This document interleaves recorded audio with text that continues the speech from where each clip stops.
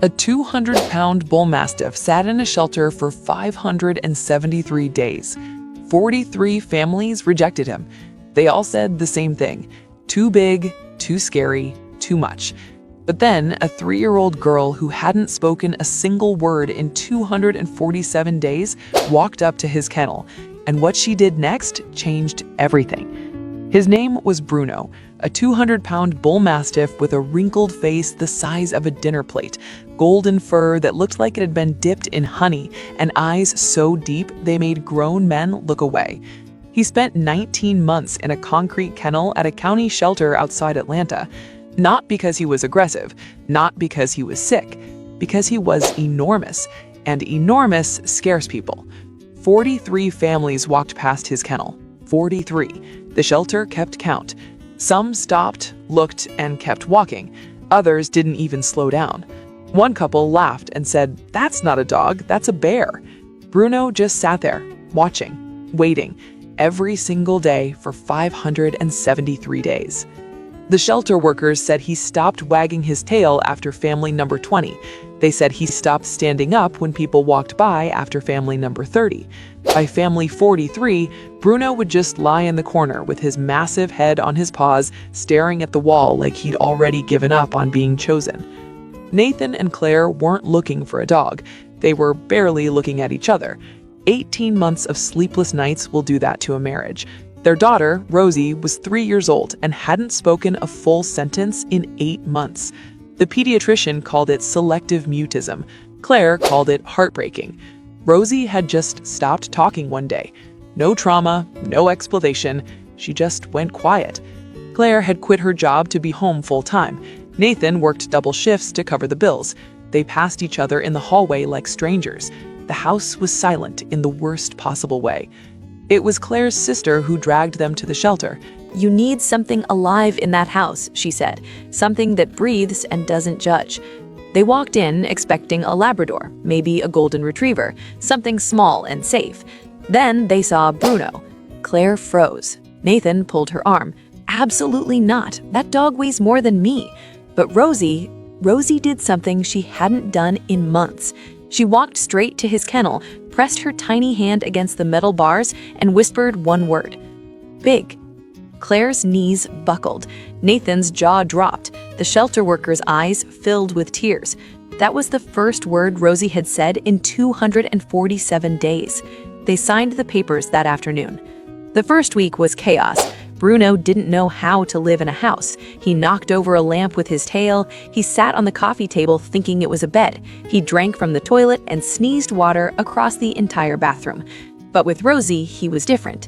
He moved slowly around her, deliberately, like he understood she was small and he was not. When she sat on the floor, he would lower himself down inch by inch until his massive body was flat beside her, his wrinkled head resting gently against her leg. And Rosie started talking, not to Claire, not to Nathan, to Bruno. "Bruno, sit. Bruno, come. Bruno, stay." Short words, simple commands, but they were words. And every time Rosie spoke, Bruno listened like she was giving the most important orders in the world. His ears would perk forward, his tail would thump against the hardwood, and he would do exactly what she asked. The pediatrician couldn't explain it. Claire didn't need an explanation. Her daughter was talking again. That was enough. Stories like these are exactly why we do what we do. There's so much more to this journey. I see you still haven't subscribed. That honestly breaks my heart. Hit subscribe now. You're going to want to hear what happened after this night. But the moment that changed this family forever happened on a Tuesday night at 3:14 a.m. Nathan heard it first. A deep, rumbling sound vibrating through the floorboards. Not a bark, not a growl, something heavier, something urgent. He grabbed his phone and ran down the hallway. What he found stopped him cold. Bruno was sitting in the narrow hallway outside Rosie's bedroom, all 200 pounds of him, pressed against both walls, his massive frame completely blocking the corridor like a living barricade. Rosie was sitting on the floor behind him in her pink pajamas, tears streaming down her face, her small arms wrapped around his thick neck. Nathan's heart nearly exploded. "Rosie, what happened?" She looked up at him with wet eyes and said the longest sentence she had spoken in over a year.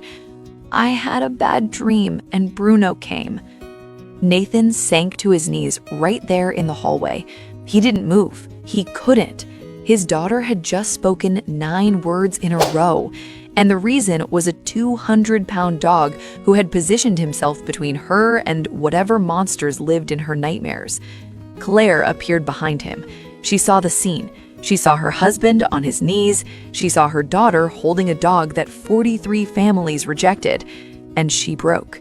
From that night on, Bruno slept in the hallway outside Rosie's room every single night.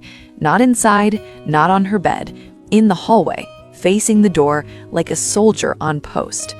Rosie's words came back slowly, then all at once. First, it was commands, then short sentences, then full conversations. Within 4 months, she was talking to her preschool teacher, to the mailman, to the neighbors, and Bruno was always beside her. At breakfast, his enormous head would rest on her lap while she ate cereal. At the park, he would walk so close to her that her hand naturally rested on his back like a railing. When other kids stared at him with wide eyes, Rosie would pat his wrinkled head and say, "Don't worry, he's just big. He's not scary."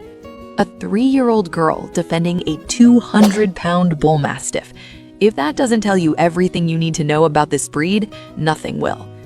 Nathan and Claire started talking again too. Not about bills, not about schedules, about Bruno, about Rosie, about the fact that a dog nobody wanted had somehow glued their family back together. Some stories are too good to keep to yourself. Today, Rosie is 5. Bruno is 6. She reads him bedtime stories every night. He falls asleep by the second page every time, and he still snores so loud that the windows rattle, but nobody in this house would change a single thing. 43 families said no. 43 families looked at Bruno and saw a dog that was too big, too scary, too much. But a little girl who hadn't spoken in 247 days looked at him and saw exactly what she needed. Sometimes the broken ones fix each other. Sometimes love weighs 200 pounds and snores like a freight train. And sometimes the thing your family needs most is the thing everyone else was afraid of. Because Bruno didn't just fill the silence in that house. He gave a little girl her voice back. And if that's not a miracle, I don't know what is. Have you ever seen a dog change a child's life? Or did your dog save your family when nobody else could? Tell me your story in the comments. We're waiting.